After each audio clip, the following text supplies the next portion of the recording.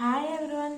Today we are going to study about the Gu- Gupta Empire, which is also called as the Golden Age. So let's start this video. So first we will read about the rise of the Gupta Empire. Rise of the Gupta Emperor. The beginning of the 4th century AD saw the emergence of the new dynasty in the northern India. It was the Gupta Emperor. The Gupta Emperor were probably the furious of the Kusanis in the northern India. They made themselves independent after the fall of the Kusanis' power. Means the first we are talking about the beginning of the 4th century AD saw the emergency. Means the Gupta Emperor was started at the 4th century. 4th century AD. 4th century AD, the new emperor emerged. That was the Gupta Emperor, Gupta dynasty. After Kusanis in North India. Kusanis in North India.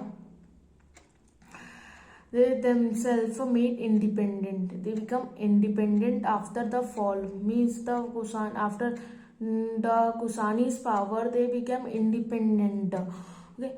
Then we will read about the Chandragupta first. So Chandragupta first time period was 320 to 335 AD. He was the first important ruler. The founder of the Gupta Emperor were Sri Gupta. So after Sri Gupta, the first important ruler was Chandragupta first. So he changed his policy by matrimonial alliances. He married Kumar Devi, a Lichwe princess. So he strengthened his position by doing matrimonial alliances to other emperor.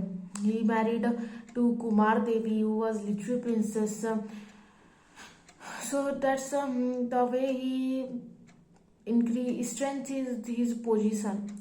Gold coins of Chandragupta I was made. Means the what do you say, the Chandragupta first was made his own gold coins, that in which he saw his wife, he also was maiden. So then the emperor of Chandragupta first, the emperor of Chandragupta first was from his extent of his territory was from Magad to Allahabad. Magad to Allahabad. Chandragupta first was also started the Gupta era from AD 2320 AD. As you know, the Gupta era from 320, in which the Chandragupta first was ruled 320 to 335 AD. To commemorate his, he was also known as the title of Maha-Adhiraj. He was also given the title of Maharaj Adhiraj. And now I know that the son succeeded his king. Then Samudragupta became the king. Samudragupta became the king. His son Samudragupta was a great military general. He was a great military general.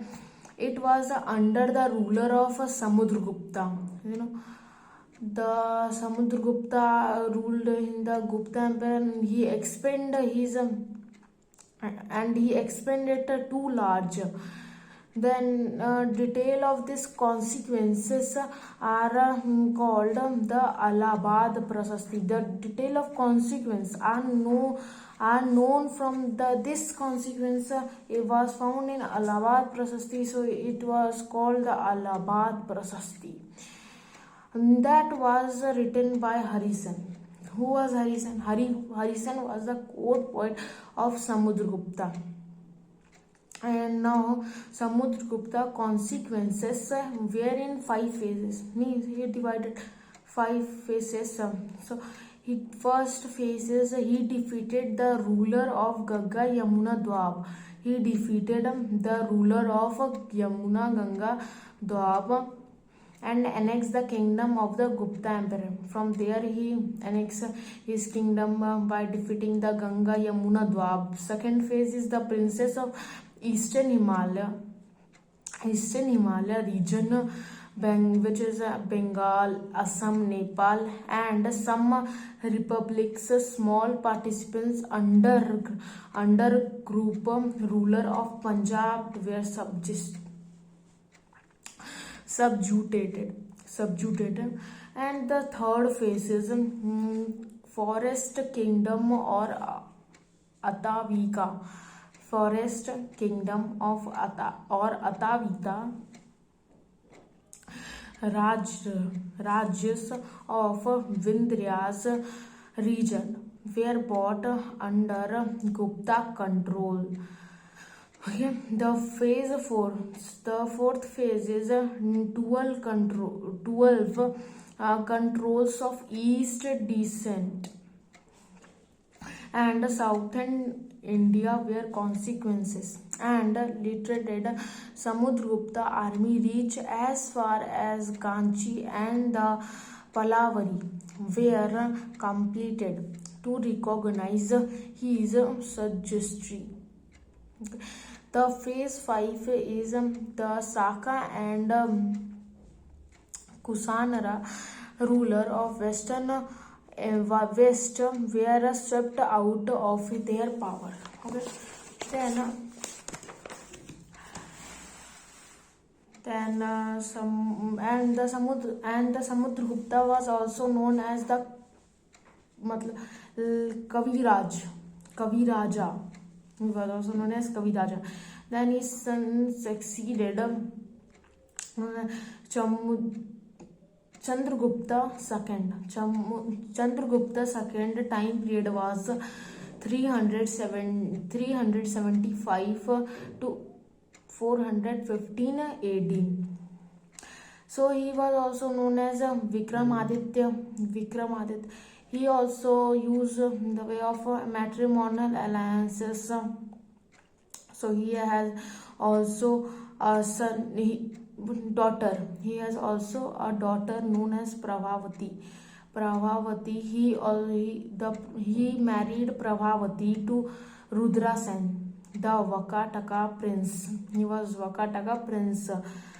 After the Rudrasen died, the Vakataka prince died, Prabhavati acted as the regent and Vakatakas were actually placed under caretaker ruler of the Gupta. Means Prabhavati takes the care of his emperor Vakataka.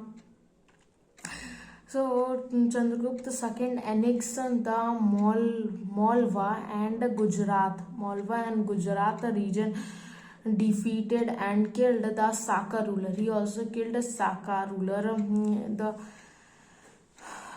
He assumed the title of Sakari, or you can say the enemy of Sakas. Ujjain were made the second capital of that state, because the tradings were at coastal region, whereas coastal region, so it was too useful from that time that he made the capital of second capital to Ujjain.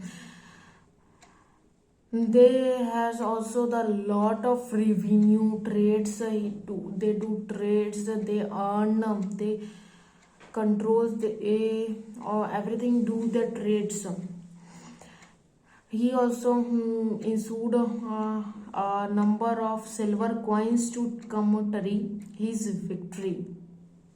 Thus, his empire stretched from the Himalayas in the north to the Narmada in the south, from the Brahmaputra in the east. That it was spread like this means too much, from Himalaya to the north, Narmada to the south, Brahmaputra in the east, Chenab and Arabia Sea in the west. Almost all the India was of in that times Chandragupta II taken almost side. So after Chandragupta, Kumar Gupta take place, his son become the king. The Kumar Gupta was able to maintain control over all the territory consequence. He also do the Ashwamedha sacrifice. So after that, he was not as powerful, useful like the other Chandragupta second, Samudragupta, Chandragupta first. So after that, the last important great ruler was Skandagupta, the son of Kumar Gupta. Son Gupta was the last great Gupta ruler. He was the last great Gupta ruler. The Hunas are war for the Asia, Central Asia. The Hunas become and became and now started to became the war. Okay, then Skandagupta give the crush defeat to the what you say, the Hunas emperor. He give the crush defeat to him. So Hunas arrived again in 484 AD. Then the Hunas became defeated Skandagupta. Then Gupta emperor became declined. So we have read about the Gupta emperor. It is also known as the golden age. So in this video, this much only. Meet you in the another video. Thank you.